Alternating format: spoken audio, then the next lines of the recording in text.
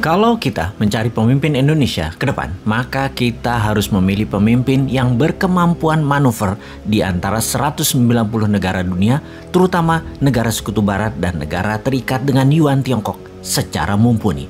Kita semua tahu di dunia ini ada yang dikenal dengan nama G20 atau negara 20 besar ekonomi dunia, di mana Indonesia saat ini nomor 15 itu adalah negara-negara yang ekonominya terkuat. Di sisi lain, selain ekonomi, ada negara yang kekuatan militernya besar. Secara kekuatan geopolitik, ada dua negara besar yang memenuhi kriteria tersebut, yaitu Tiongkok dan Amerika. Kita sebut saja G2. Pemimpin ke depan harus pandai manuver di G2. Jangan miring ke salah satu yang akan membuat ekonomi bernegara Indonesia jadi tidak stabil karena akan jadi padang kurusetranya G2. Kita jadi medan perangnya kekuatan dua negara besar. Kita tidak akan bisa jadi negara berdaulat penuh. Harus cantik aja memainkannya.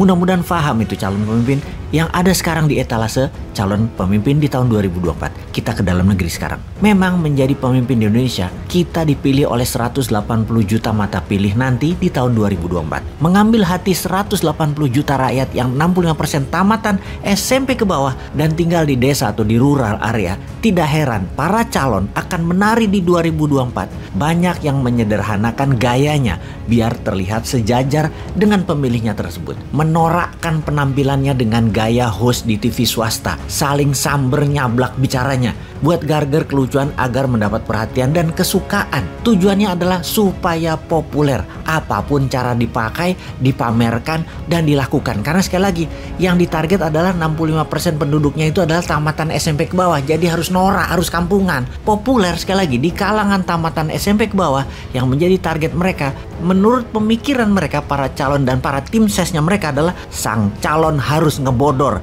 harus ngelawak dan sejenisnya, menjadikan dirinya seperti badut. Dan hebatnya, it works. Berhasil cara itu. Mereka jadi populer beneran. Urusan nanti tidak punya dana kampanye 9 triliun bukan masalah. Karena sudah populer, ya para oligar siap urun dana. Oligar pasti yang membiayai, walau nanti pas jabat 9 triliunnya harus dibalikin 10 kali lipat. Ora opo-opo, gampang itu. Akan dipermudah dengan kebijakan yang berpihak kepada para bohir atau para sponsor pemodal kemenangan untuk jadi presiden kemarin. Yang penting sekarang sohor dan jadi presiden. Wes ngonoto. Kita perjelas sekali lagi nih ya. Semua yang mau nyalonin jadi presiden, misinya satu, memenangkan hati rakyat agar populer. Ketika rating mereka naik, disinilah aslinya Indonesia Got Presiden atau ajang pencari pesohornya para oligar itu dilakukan. Apa benar-benar untuk rakyat mereka itu, para calon yang bekerja nantinya? Ya enggak lah, balikin modalnya dulu para oligar dan sponsor, termasuk memberi jabatan tim sesnya dulu, serta bagi kue kepada para politikus partai di posisi basah di pemerintahannya agar modalnya pada balik dulu. Intinya, 3 lingkaran utama pejabat tertinggi adalah oligar, sponsor, partai, dan politikus. Terakhir adalah tim ses.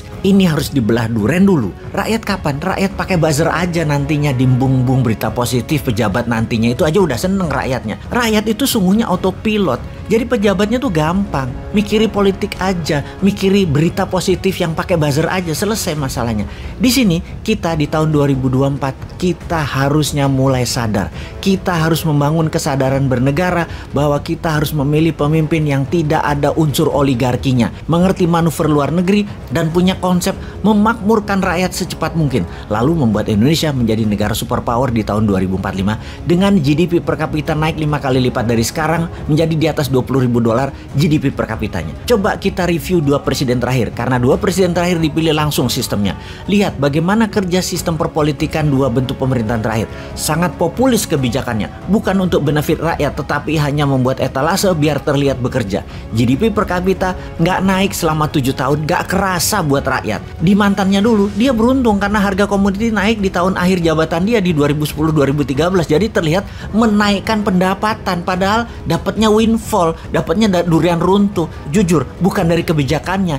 Intinya ke depan harus berubah 180 derajat. Sayangnya para calon yang di etalase mengacu pada gaya 3 pemerintahan terakhir yang populerisme, pro investasi asing, termasuk FDI dan hutang negara karena APBN selalu minus. Jujur, heran deh di kalangan masyarakat hanya mengutak-atik 10 nama di etalase para calon 2024 tanpa satu pun melihat kualifikasi mereka untuk punya konsep bernegara agar Indonesia menjadi negara superpower di 2045.